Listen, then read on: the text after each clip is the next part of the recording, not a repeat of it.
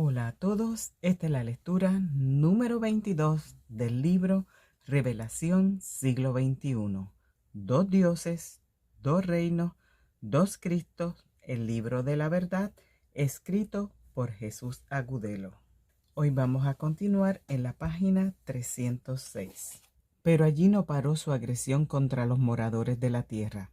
También llenó aquel país de piojos, moscas, sapos, mató el ganado, contagió a la población con hemorroide y su Dios remató aquella faena asesinando todos los primogénitos de Egipto. Esto fue solo un superficial resumen de toda la maldad, la injusticia y los crímenes con los que estos dos testigos atormentaron a los moradores de la tierra durante el tiempo que cumplieron su ministerio como profetas del Dios de los judíos. Ese es el testimonio que tenían que contar estos dos en el juicio que se ejecutaría contra el Dios al que sirvieron matando y destruyendo.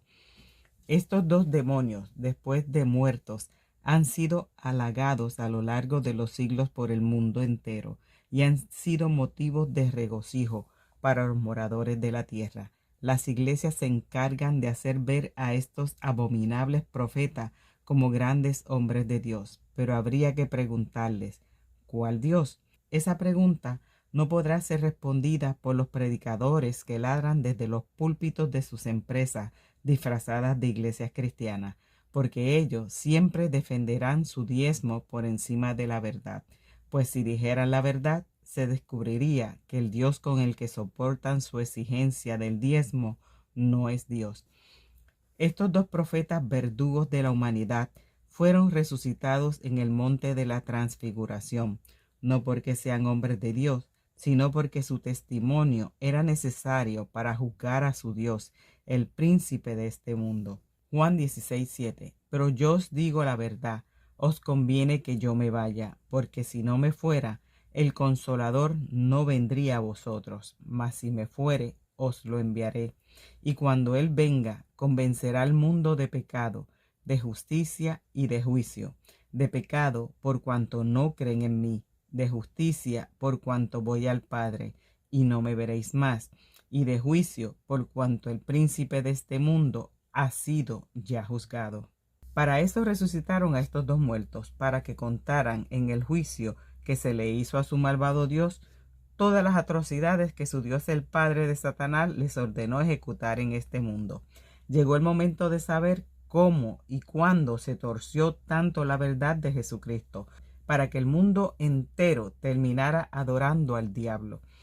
Veamos entonces qué fue lo que sucedió para que Satanás Padre, el Dios de este mundo, se convirtiera en el Dios y Padre de Jesucristo. Aun cuando este cúmulo de indecencia no muestra ni el más mínimo respeto por ningún ser humano y es totalmente contrario a lo que enseñó Jesucristo.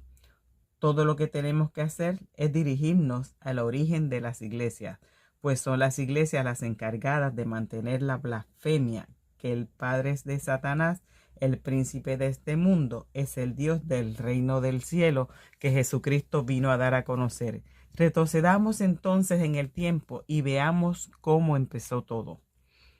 Antes del concilio de Nicea, todos los evangelios de los apóstoles eran canónicos, legítimos y verdaderos, pues todos ellos testificaban que Jesucristo había venido al mundo a dar a conocer un reino gobernado por un Dios de amor, un Dios misericordioso totalmente contrario en enseñanza al Dios judío. 318 obispos asistieron al primer concilio de Nicea, con más de 80 documentos cristianos, más de 40 evangelios escritos por todos los apóstoles discípulos de Jesucristo. Habían evangelios de Andrés, Felipe, Tomás, Pedro, Juan, Mateo, Marcos, Hechos, Epístolas, Apocalipsis, etc. Y de los de más de 1000 obispos que no pudieron asistir, un alto porcentaje no estuvo de acuerdo con incluir tan solo 4 evangelios, y que solo firmaron las actas finales 220 obispos de los 318 que habían asistido. Con todo y eso, después del concilio de Nicea, los evangelios que no fueron incluidos en la Biblia, a pesar de que eran auténticos, pasaron a ser apócrifos, prohibidos, falsos y heréticos. Por lo tanto, debían recogerse para ser ocultados o quemados a los cristianos que no aceptaron aquella imposición. Pasaron a ser rebeldes del imperio y enemigos de la religión, herejes y dignos de muerte. Constantino ordenó mediante decreto destruir todos los evangelios que no se incluyeron en lo acordado en su concilio, porque contradecían lo que se había acordado entre los que firmaron aquel acuerdo, y empezaron a perseguir a los cristianos que no aceptaron el resultado final de aquel concilio y pretendían conservar los evangelios que después del concilio se habían convertido en apócrifos o heréticos. Y aunque contenían abundante información sobre las enseñanzas de Jesucristo, nadie podía conservarlos. El objetivo de Constantino era desaparecer cualquier evidencia contraria a lo que se acordó en su concilio. Asimismo, decretó castigar con pena de muerte a los cristianos que no aceptaron lo acordado en Nicea. O sea, que los verdaderos cristianos, los que solo aceptaban los testimonios de los apóstoles como enseñanzas de Jesucristo, ahora eran herejes, según Constantino, y había que matarlos. Había que destruirlos junto con los escritos a los cuales se aferraban. ¿Y por qué los cristianos de entonces se aferraban a los evangelios que después del concilio de Nicea pasaron a ser apócrifos y heréticos? Porque lo acordado en Nicea no coincidía con la doctrina de Jesucristo. Porque lo pactado en aquel concilio desdibujaba o torcía el mensaje que Jesucristo y sus apóstoles habían definido hasta sus muertes a manos de los judíos. Porque el contenido de aquellos evangelios era verdadero, aunque no hubiesen tenido espacio en el libro que a partir de ese momento impondrían como única guía para los que en el futuro quisieran conocer el testimonio de Jesucristo. Aquellos evangelios eran testimonio real de las enseñanzas de Jesucristo. Pero Constantino tenía que imponerse sobre lo enseñado por Jesús para conseguir lo que necesitaba, consolidarse como dominador absoluto de las religiones de su imperio, unificándolas en una sola.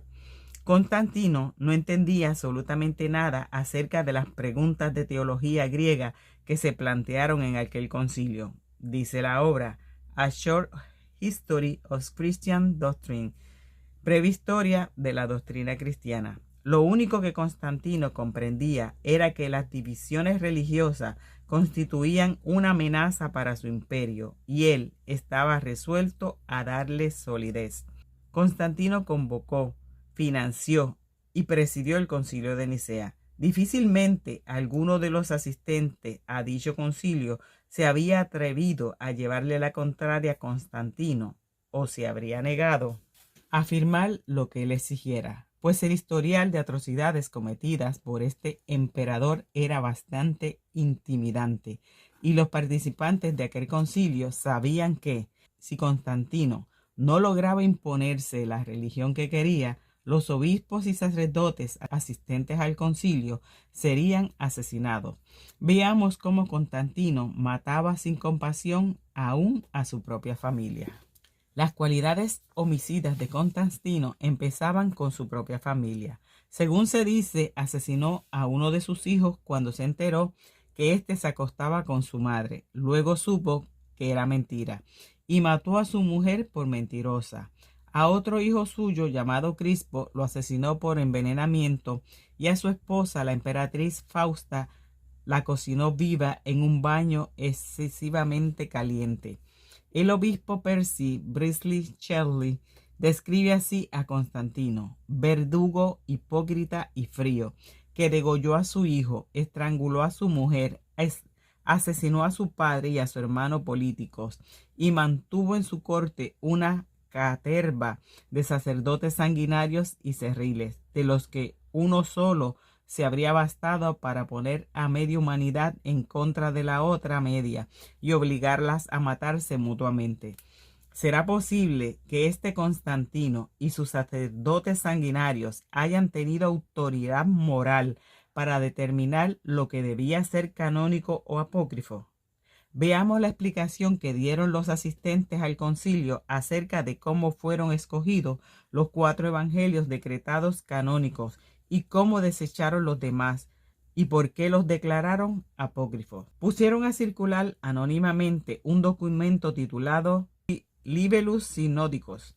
Este documento totalmente irracional decía que habían colocado más de 80 documentos cristianos entre evangelios, epístolas y hechos sobre un altar, y que todos los obispos asistentes al concilio se arrodillaron en torno al altar y pidieron a Dios que les indicara cuáles evangelios eran verdaderos. Acto seguido, un fuerte viento tiró por el suelo casi el total de tan abundante material, dejando sobre el altar solamente los 4 evangelios con los cuales se organizó el Nuevo Testamento, que hace parte de la Biblia y se impuso hasta el día de hoy. Y con esta explicación, para nada racional ni creíble, los demás evangelios, epístolas y hechos evangelistas fueron declarados apócrifos. Quienes no aceptaron la explicación del Libellus Synodicus fueron llamados herejes y rebeldes en contra del imperio, por lo tanto, dignos de muerte. Teniendo ya conocimiento de la ridícula e inaceptable explicación que dieron sobre cómo hicieron la elección de los evangelios, podemos deducir que todo lo acordado allí no fue la conclusión de un análisis profundo sobre las enseñanzas de Jesucristo, sino el resultado de lo que impuso Constantino en dicho concilio: unificar las religiones y el poder judicial. Constantino necesitaba valerse del cristianismo para apuntalar una sociedad que estaba en acelerado proceso de descomposición y debía firmarse un acuerdo para unificar las religiones sin importar nada. Lo que menos le importaba a Constantino era mantener el testimonio de Jesucristo. La firma de lo acordado en el Concilio de Nicea fue el punto de partida donde se inició el exterminio del testimonio de Jesucristo. Los asistentes o participantes en el Concilio de Nicea fueron más de 300, pero solo firmaron lo acordado 220. Los no firmantes fueron los valientes que se enfrentaron al imperio tratando de proteger la verdad de Cristo. Los sacerdotes y obispos que no firmaron lo pactado en Nicea fueron excomulgados, exiliados, perseguidos, torturados y algunos de ellos asesinados. Estos fueron los primeros cristianos verdaderos asesinados por no aceptar la imposición del Dios judío como Dios. El emperador Constantino, mediante decreto, convirtió a los verdaderos cristianos en herejes dignos de la hoguera o de la guillotina, y también por decreto ordenó destruir todos los escritos sobre el testimonio de Jesucristo, que aunque eran legítimos, habían pasado a ser apócrifos y heréticos. Fueron declarados apócrifos o ilegítimos evangelios, tales como el Evangelio de Felipe o en el Evangelio de Tomás, habiendo sido estos apóstoles testigos oculares de todo lo que Jesucristo hizo y dijo. Sabiendo que Felipe y Tomás hicieron parte de todo el ministerio de Jesucristo en su paso por este mundo, habiendo compartido estos con Jesucristo el pan y el vino en la última cena, habiendo sido Felipe y Tomás apóstoles escogidos por el propio Jesucristo, pero aunque Constantino, mediante decreto, haya convertido en ilegítimos los evangelios de Felipe, Tomás y otros apóstoles, Jesucristo les da total validez en Apocalipsis. Veamos. Apocalipsis 21:14. Y el muro de la ciudad tenía 12 cimientos, y sobre ellos los 12 nombres de los 12 apóstoles del Cordero. El testimonio de Jesucristo está soportado por los evangelios de los 12 apóstoles. Por lo tanto, todos sus evangelios son válidos. Así fue como Constantino y su cartel de obispos sanguinarios decidieron el contrario de lo que se escribiría en la Biblia. Constantino y los obispos que estaban a su servicio decidieron lo que debía enseñarse de Jesucristo y lo que debía negarse de Jesucristo.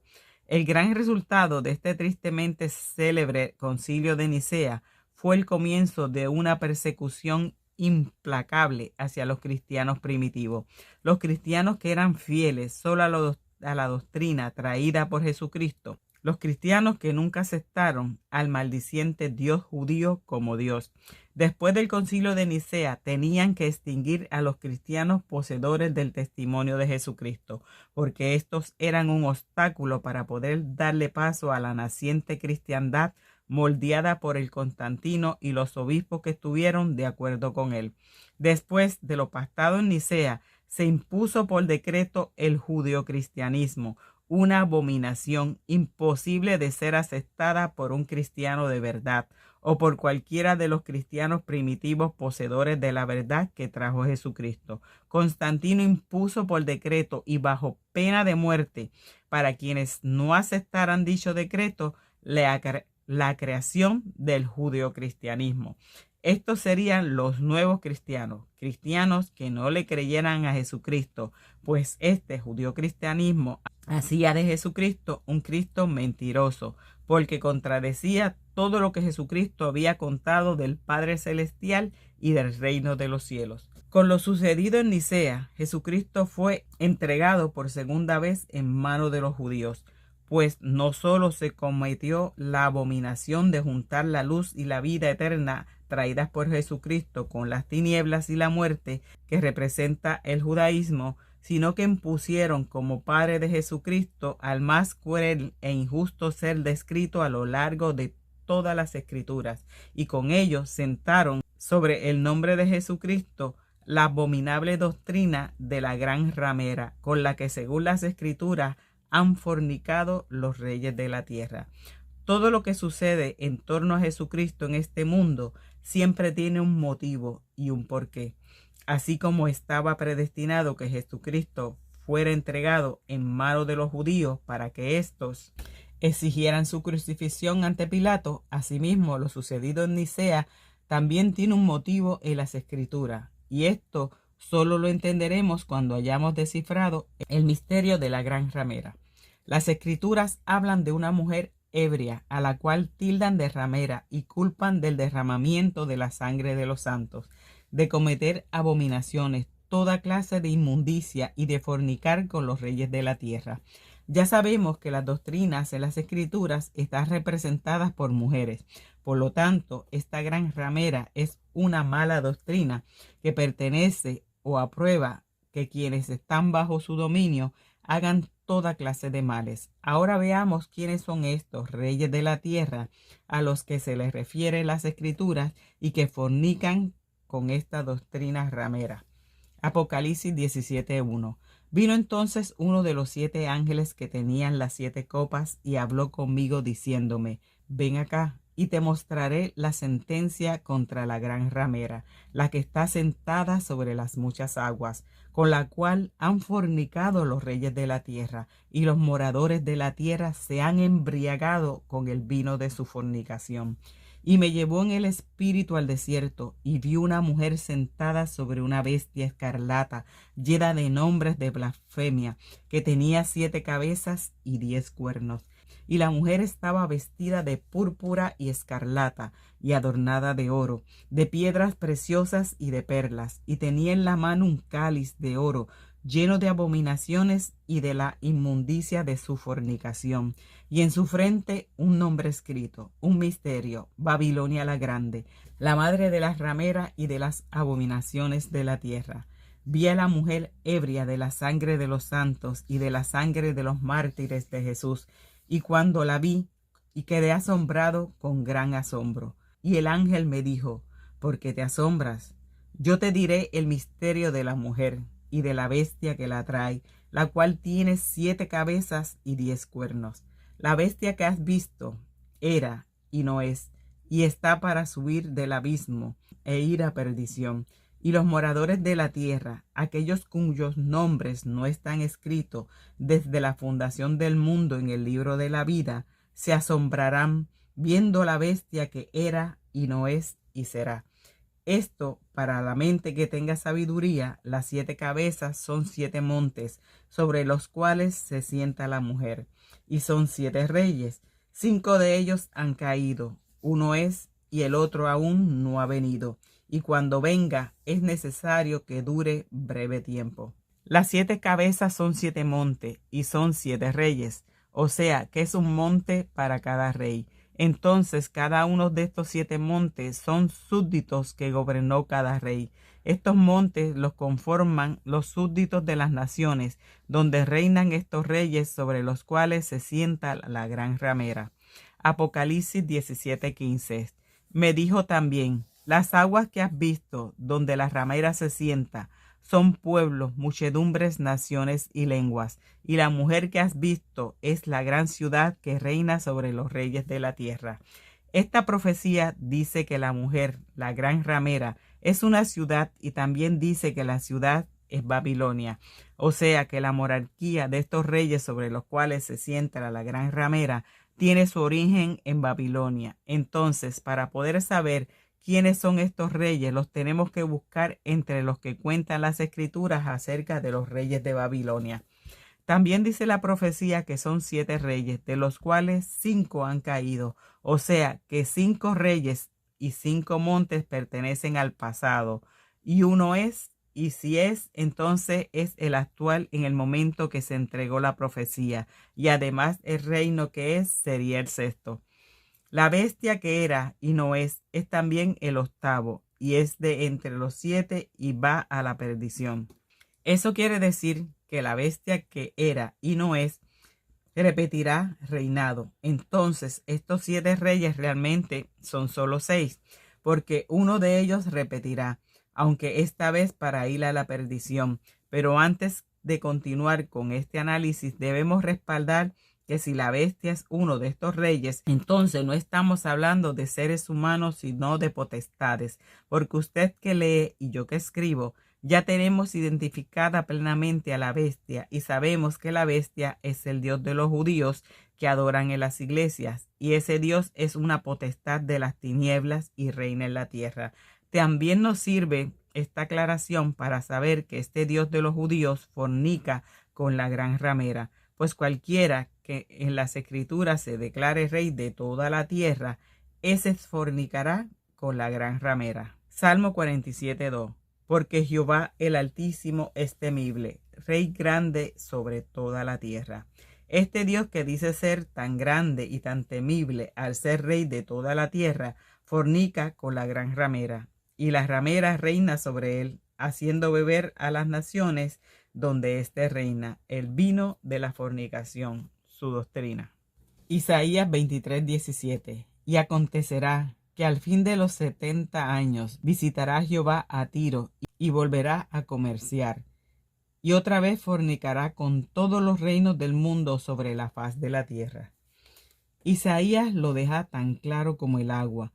Esta es la bestia que era y no es, y va a regresar para volver a fornicar con todos los reinos de la tierra. O sea, que si va a volver a fornicar es porque antes también estuvo fornicando con la gran ramera en todos los reinos del mundo. Eso quiere decir también que este Dios bestia es el que ha gobernado todos aquellos reinos de los que habla la profecía, porque Isaías ha dicho, volverá a comerciar y otra vez fornicará con todos los reinos del mundo. No dijo con su reino, sino con todos los reinos. Por lo tanto, es la misma bestia con diferente cabeza.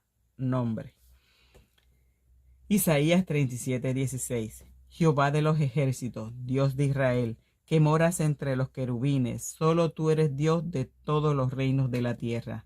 Más claro imposible. Todos los reinos de la tierra donde se sienta la gran ramera han estado gobernados por este Dios bestia. Por lo tanto, tiene sobre él la gran ramera y hace beber a los habitantes de sus reinos el vino de la fornicación de la gran ramera. Aunque en el momento que se entregó la profecía, la bestia no es, regresará, por lo tanto, oficialmente reinará 2 veces, aunque ya sabemos que reinará en todos con diferente nombre o cabeza. Y aquellos que se asombran al verla a la bestia y que no están escritos en el libro de la vida, son los cristianos, creados por Constantino, que se han enterado que el Dios que ellos adoran en las iglesias es la bestia, porque los que no están escritos en el libro de la vida son los judeocristianos. Eso lo veremos un poco más adelante, por eso se asombrarán. Entonces la bestia escarlata con 7 cabezas, sobre la cual está sentada la gran ramera, es el Dios de los judíos que adoran los cristianos que existen hoy en día. Cuando la bestia regrese para ir a la perdición, será el octavo. Aunque la profecía dice que son solo 7 reyes, eso quiere decir que después del reinado que actualmente es y que es el sexto, vendrá un reinado que nada tiene que ver con los 7 reyes sobre los cuales reina la gran ramera. Entonces, entre el sexto y el octavo reino de los reyes de la tierra se establecerá un reino con un rey que no cuenta entre los reyes de la tierra, porque no es un rey de la tierra ni de este mundo. Jesucristo dijo, Juan 18:36, mi reino no es de este mundo. Si Jesucristo habló de su reino, es porque Jesucristo tiene un reino y es rey de un reino, pues ha dicho mi reino, pero también anotó que su reino no era de este mundo. Jesucristo establecerá su reino en la tierra después del reino que es y antes de que la bestia que era y no es vuelva a ser. Veamos entonces cuáles son los 5 reyes de la tierra sobre los cuales se sienta la gran ramera que ya ha caído y cuál es el reino que es. Recordemos que la gran ramera es la ciudad que reina sobre los reyes de la tierra y que aquella ciudad es Babilonia. Entonces, como este estudio lo estamos haciendo basados en las enseñanzas de Jesucristo, debemos consultar las vivencias del profeta Daniel mientras estuvo exiliado en Babilonia, porque cuando Jesucristo dijo que el evangelio de su reino sería predicado en todo el mundo antes del fin, nombró la abominación desoladora de la que habló el profeta Daniel. Mateo 24:14. Y será predicado este evangelio del reino en todo el mundo, para testimonio a todas las naciones, y entonces vendrá el fin. Por tanto, cuando veáis en el lugar santo la abominación desoladora de que habló el profeta Daniel, el que lee, entienda. Lo que hay que entender es que Jesucristo está indicando que lo que cuentan las escrituras sobre Daniel contiene la historia de lo que ha sucedido en este mundo con el lugar santo, y el lugar santo es el templo de Dios. Entonces, hagámosle caso a Jesucristo y dejemos que el profeta Daniel nos cuente quiénes son los reyes de la tierra sobre lo que se sienta la gran ramera. Mientras Daniel estuvo exiliado en Babilonia, le fue revelado el significado de una estatua que Nabucodonosor, el rey de Babilonia, vio en sueños, y según lo que Daniel interpretó del sueño, aquella estatua era la representación de la monarquía de los reyes de Babilonia, que se establecerían en la tierra, desde el primero hasta el último, desde el más fuerte hasta el más débil, desde el más destructivo hasta el indestructible, desde el más breve hasta el eterno. Veamos. Daniel 2:30. Y a mí me ha sido revelado este misterio, no porque en mí haya más sabiduría que en todos los vivientes, sino para que dé a conocer al Rey de la interpretación y para que entiendas los pensamientos de tu corazón. Tú, oh Rey, veías, y aquí una gran imagen. Esta imagen, que era muy grande y cuya gloria era muy sublime, estaba en pie delante de ti, y su aspecto era terrible. La cabeza de esta imagen era de oro fino, su pecho y sus brazos de plata, su vientre y sus muslos de bronce, sus piernas de hierro, sus pies en parte de hierro y en parte de barro cocido. Estabas mirando hasta que una piedra fue cortada, no con mano, e hirió a la imagen en sus pies de hierro y de barro cocido, y los desmenuzó. Entonces fueron desmenuzados también el hierro, el barro cocido, el bronce, la plata y el oro, y fueron como tamo de las eras del verano, y se los llevó el viento sin que de ellos quedara rastro alguno. Mas la piedra que hirió a la imagen fue hecha un gran monte que llenó toda la tierra. Este es el sueño, también la interpretación de él diremos en presencia del Rey. Tú, oh Rey, eres Rey de reyes, porque el Dios del cielo te ha dado reino, poder, fuerza y majestad. Y donde quiera que habitan hijos de hombres, bestias del campo, aves del cielo, Él los ha entregado en tu mano y te ha dado dominio. Sobre todo tú eres aquella cabeza de oro.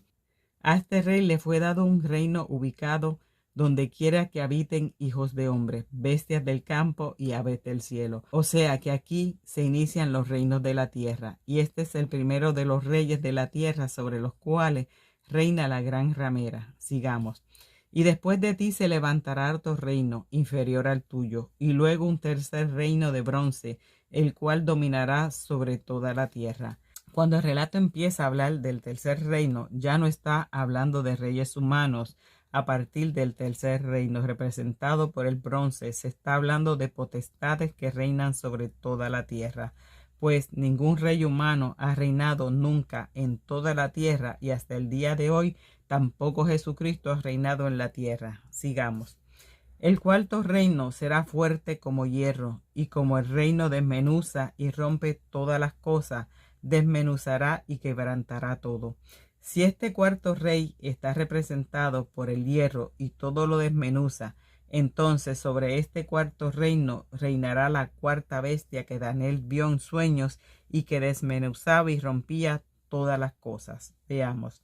Daniel 7:7. Después de esto miraba yo en las visiones de la noche, y aquí la cuarta bestia, espantosa y terrible, y en gran manera fuerte, la cual tenía unos dientes grandes de hierro.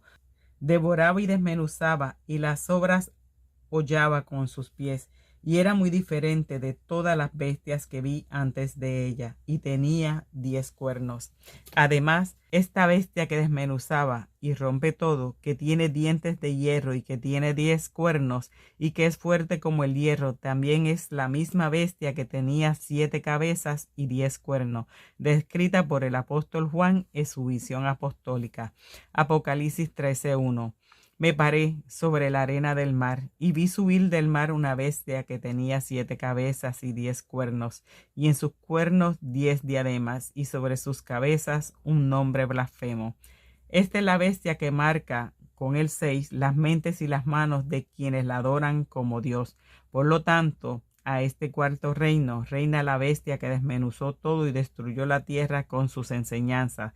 Esta bestia es el Dios de los judíos que adoran en las iglesias. Esta es la bestia que destruyó la moral de la humanidad, enseñando a robar, a matar, a violar niñas vírgenes que entregaba como botín a su pueblo asesino, después de cometer grandes genocidios donde masacraban a machetazos todo lo que tuviera vida. Esta bestia es el cuarto de los reyes sobre los que reina la gran ramera.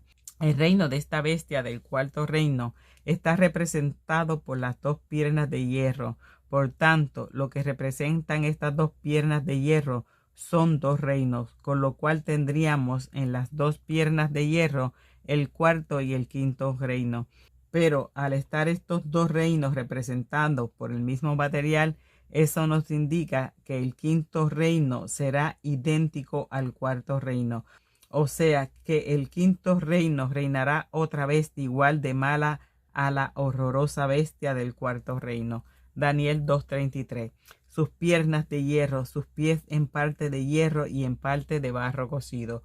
Con los pies que tienen parte de hierro y parte de barro cocido, finalizan los reinos representados por aquellas estatuas. Eso significa que los pies representan el 6º reino de los reyes de la tierra, sobre los que se sienta la gran ramera. Entonces, si continuamos con la temática de la estatua de Nabucodonosor, donde cada reino está representado por un material diferente, entonces aquí tenemos 2 reinos en uno, porque el hierro y el barro son 2 materiales y muy diferentes. Daniel 2:41. Y lo que vistes de los pies y los dedos, en parte de barro cocido del alfarero y en parte de hierro, será un reino dividido, mas habrá en él algo de fuerza del hierro, así como viste hierro mezclado con barro cocido. Y por ser los dedos de los pies en parte de hierro y en parte de barro cocido, el reino será en parte fuerte y en parte frágil. Si están divididos, es porque reinan al mismo tiempo con ordenanzas diferentes o con diferentes leyes. Y si este reino dividido tiene una parte de hierro, es porque la horrible bestia del cuarto reino también hace parte de este reino de 2. Eso significa que la bestia reina en este 6º reino. pero al mismo tiempo reina un reino contrario de lo que representa la bestia en la estatua de Nabucodonosor. Y usted que lee y yo que escribo, ya sabemos que el reino dado a conocer por Jesucristo es absolutamente contrario a lo que representa la bestia en este mundo. Eso también significa que estos dos reinos divididos fueron unidos a la fuerza para conseguir sentar sobre el reino contrario al de la bestia, a la gran ramera que reina sobre los reinos de la tierra, donde reina el Dios de los judíos.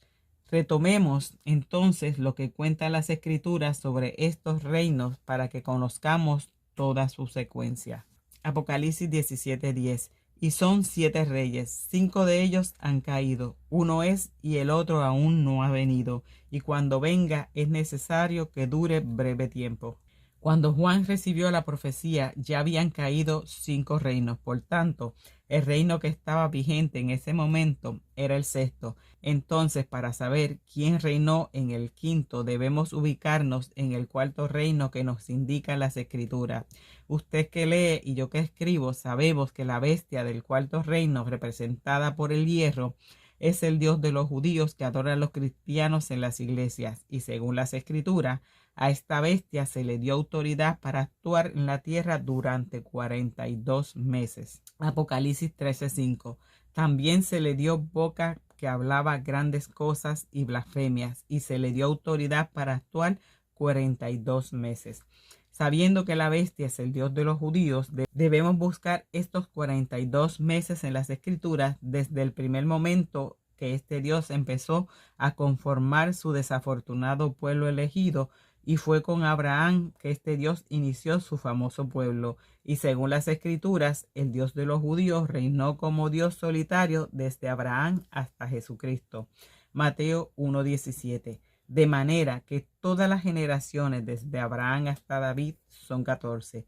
Desde David hasta la deportación a Babilonia, 14. Y desde la deportación a Babilonia hasta Cristo, 14. Todas estas generaciones desde Abraham hasta Jesucristo suman 42 generaciones. Estas 42 generaciones representan los 42 meses que se le dieron a la bestia para actuar en la tierra. Por lo tanto, este mismo periodo es el que corresponde al cuarto rey de los reinos de la tierra, sobre los que reina la gran ramera, y cuyo reino está representado por el hierro y por una bestia con dientes de hierro que lo desmenuza todo. Cuando Jesucristo vino al mundo se cumplieron los 42 generaciones que las escrituras llamaban 42 meses, dados a la bestia para actuar en la tierra. Jesucristo lo anunció cuando empezó su ministerio. Bueno, vamos a dejar esta lectura hasta aquí. Quedamos en la página 316. No olviden darle me gusta, compartir estos videos, suscríbanse. Recuerden que el autor de este libro tiene un canal que se llama Revelaciones para Hijos de la Luz.